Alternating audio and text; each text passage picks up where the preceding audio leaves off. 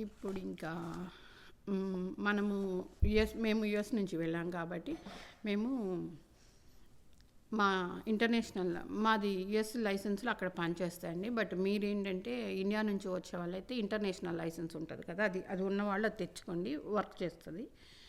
And మనము auto insurance అని pay చేస్తాం, కార్లకి వాటికి చేస్తాం కదా, అది కూడా ఉంటే తెచ్చుకోండి.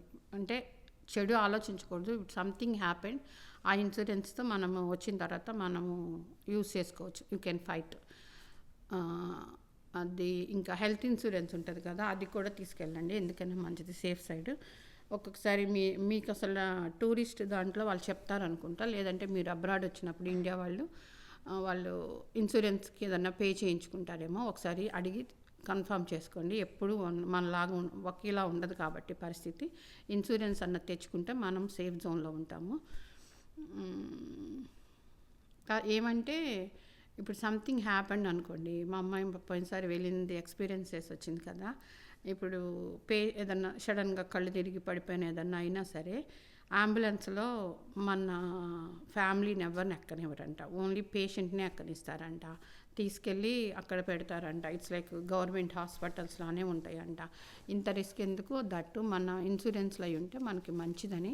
అలా ఎవరికి జరగకూడదు, బట్ సేఫ్ సైడ్గా అది కూడా ఉంటే తీసుకెళ్ళండి. ఇంకొకటి ఏంటంటే ఫోన్స్ ఇంటర్నేషనల్ యాక్సెస్ తీసుకోండి. తీసుకుంటే దాంట్లో ఇంటర్నెట్ అనేది ఉంటుంది కాబట్టి మనము రోమింగ్ చెప్పుకుంటాం కదా, దాంతో మాకు యుఎస్ వాళ్ళకైతే ఇస్తాడు. మనం ఏ ప్రొవైడర్ వాడుతున్నామో వాళ్ళని అడిగితే వాళ్ళు ఇస్తారు. మనం అది ఇంటర్నెట్ లేకుండా మనం ఏం చేయలేము, ఎందుకంటే డైరెక్షన్స్ కానీ ఎక్కడ హోటల్స్ బుక్ చేసుకోవాలన్నా ఏదైనా సరే అన్లిమిటెడ్ ఇంటర్నెట్ ఉంటే బెస్ట్.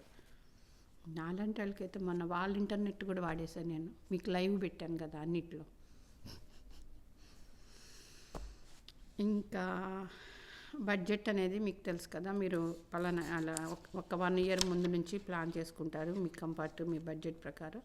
మేమైతే స్విట్జర్లాండ్ వెళ్ళాము, ఇటలీ వెళ్ళాము, ప్యారిస్ వెళ్ళాము, 4 countries తిరిగామండి. మర్చిపోతున్నా.